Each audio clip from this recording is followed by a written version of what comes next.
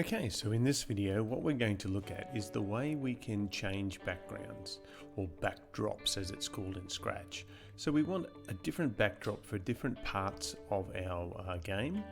So we might need a title background which has instructions and what the game is.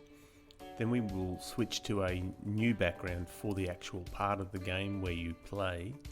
And then finally at the end of the game, a different background so that people know that the game is finished. So how do we go about it?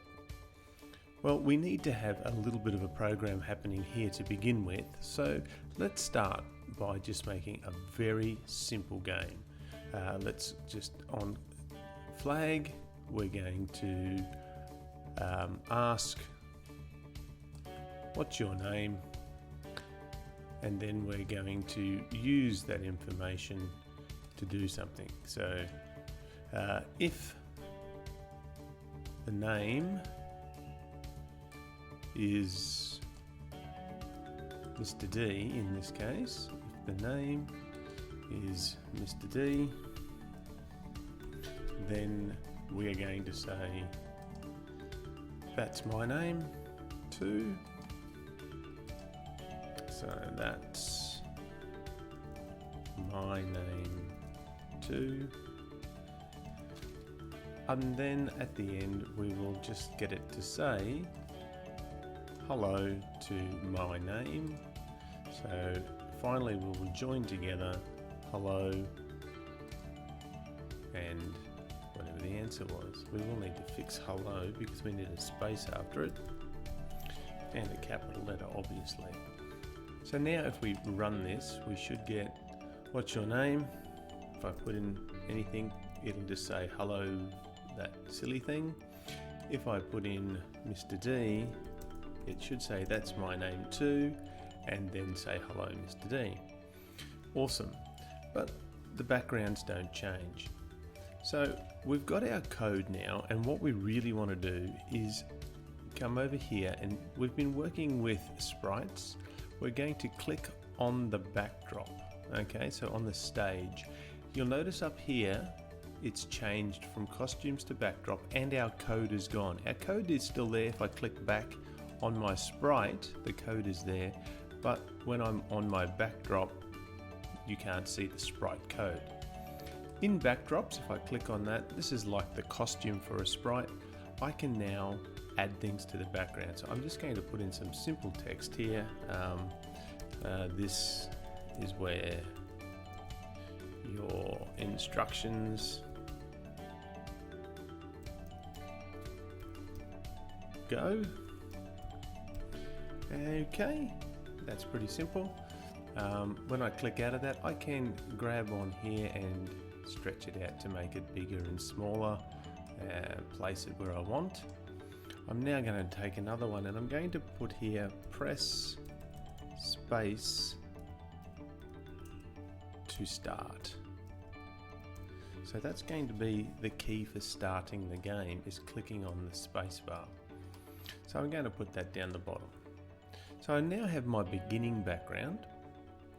I need to have a end background. So we're just going to make an end background by, before we do, this is our start background.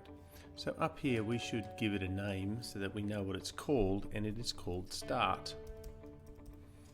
So later on when we're looking for it, we'll be able to find it. We're going to click on the paintbrush here to make a new backdrop. So here's our new backdrop. It's called backdrop 1. We're going to rename it and we're going to call it end. And to end our game, we're going to do very simply paint the background black, and we might then put some text on there in yellow that says the end. Now you obviously will do something a little more impressive than this, but this will do the job for learning what we need to do. So I now have a start background, an end background, and I need another one for the actual game. I'm just going to use one out of the library, so I can open the library and there are dozens and dozens to choose from in here. I'm going to just choose brick wall. It's pretty boring, but it will do. So I'm going to put that in. It's currently called brick wall, but we want this to be our game background. So we'll call it game so we know what it is. Alright, so type and enter.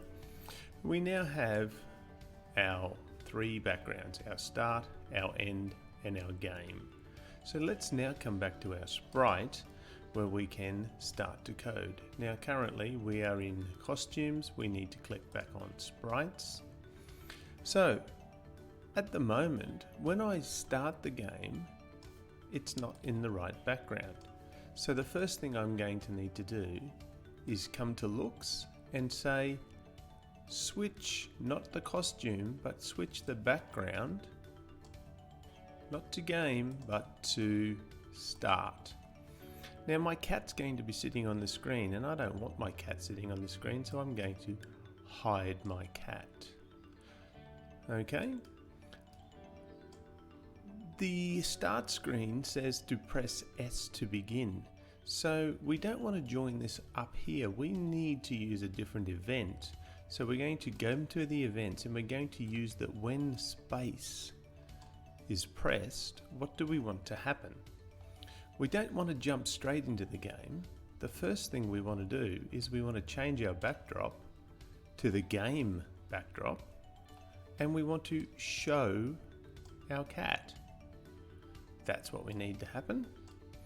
Where does our game finish? It finishes here at the end. So at the end of our game, we might just put a little bit of a wait in there so that it doesn't jump straight to it and look a bit weird. So we might make it wait 2 seconds.